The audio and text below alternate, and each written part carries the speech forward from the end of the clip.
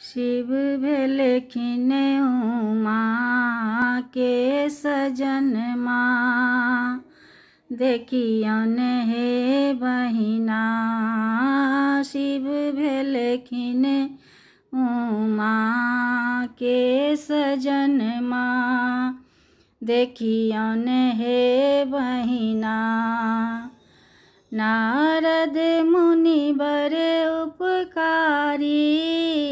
लैलन बड़े बूढ़े भिखारी। इनका घर बारी ने आंगन माँ। देखियन हे बहिना इनका घर बारी ने आंगन माँ। देखियन हे बहिना शिव भेलखिन उमा के सजन माँ। देखियन हे बहिना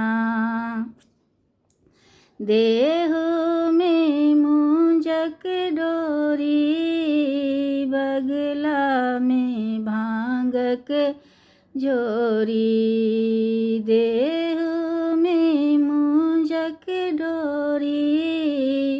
बगला में भांगक जोरी। भांग पी बिलागले नयन माँ।